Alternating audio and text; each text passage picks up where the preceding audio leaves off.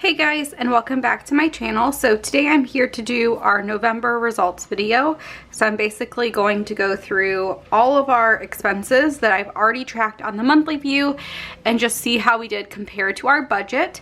As of the last weekly check-in, week 4, we were doing pretty well, and I don't think anything dramatically changed. So I think we should be good. This month has been very interesting because we have stocked up on a ton of baby stuff, which means that we had a lot of money coming from our savings, which is totally fine. But that's just kind of what is expected when you have a new baby coming.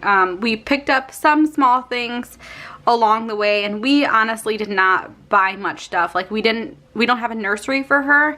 She's going to be staying in our room for a while, so we didn't have to do a crib or, you know, the basic stuff that goes along with having a nursery. But anyway, without further ado, let's go ahead and get started. Before we do though, I just want to say sorry about my printer. I am multitasking, which is key if I want to get anything done.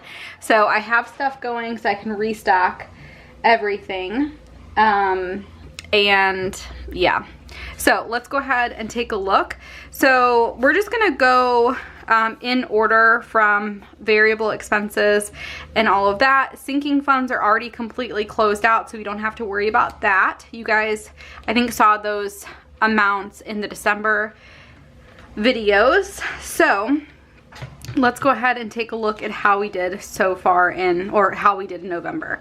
So electric, I budgeted $75, and it ended up coming out to be $73.03, so just slightly under what I thought it was going to be. And like I said, $73.03, so $1.97 under. For gas, I talked about this last time, but basically we used to have a setup with Nicor where they would come into our house in our basement and read the meter. Recently they upgraded it, now it's outside. So last month we got a huge bill. This month we just got our bill today and it was $67.57, so it's a little bit more than what I anticipated, but it's a real actual number, so we won't run into having issues with like having a $200 bill again. So $67.57 is gas, $67.57, and that's obviously $7.57 over. For cable, I budgeted $146.26, and that's what it ended up being. So $146.27, sorry. That's what I budgeted. So that's good. Gas for our cars, I budgeted $150. The last time that we checked in, which was the last time that we recorded anything for gas, we still had some money left over. So our gas is going to be $150 minus $16.73, which means that we spent $133.27, and obviously that $16.73 is under budget, so that's great. Last time when we spoke, for groceries, we budgeted $500. We had $20.50 remaining, so our total spent at that point was $479.50. I just kind of backed into that number. I know that those are accurate, so I don't have to worry about that. So I'm just going to add in anything that was other. So we had, or anything that we ended up paying for after I checked in last, which it looks like the last time I recorded was the 24th. So we have oops, I'm gonna have to go back and do that again. We did $500, we had $20.50 remaining, and we have to add, thanks sweetie. Sure. Okay, so that means that we spent $504.90, so just slightly over budget, which is pretty amazing. I feel like we're not this close very often. So $4.90. Eating out was exactly the same at $300. Household, I believe, was the same. Yes. So $100. Haircuts, the same. Eyelashes was the same at $60. Allowances were $200, sorry. Unbudgeted, I don't think we had anything unbudgeted. No, we had nothing unbudgeted, which is insane. Our sinking funds obviously were the same. Nothing else changed over here. So that's like a super easy thing. So let's just go ahead and see what we're over or under for the month. And then I do want to talk about Jason's income too, because he did work a little bit extra. So he ended up making more than what I anticipated. So I'm just going to add up all the positive numbers. So 197, 1673. And then I'm going to subtract all the negatives, 490, which means that we were $6.23 under budget. Like, how in the world do you get that close? I don't think we've ever really been that close. Obviously, that was what our plan was. You always hope to get pretty close to what your budget amount is. It doesn't always happen very often, but like I said, although we had a great month, we did have a lot of money go out because of our baby expenses.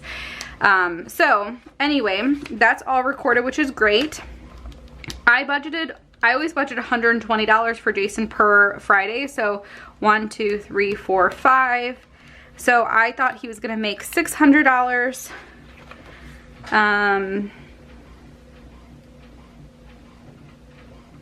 This month, and he ended up making $126.77, $124.37, $175.68, $131.09, and $128.47. So he ended up making $686.38.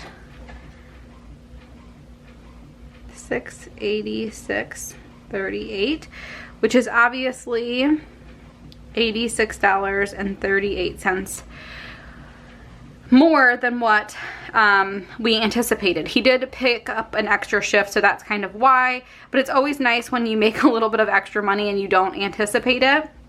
So if you add those two together, assuming everything else was equal, like, we're almost $100 under budget, which means we're not under budget. We saved almost $100 more than what we thought we would. So pretty good so far. I'm definitely really excited about that.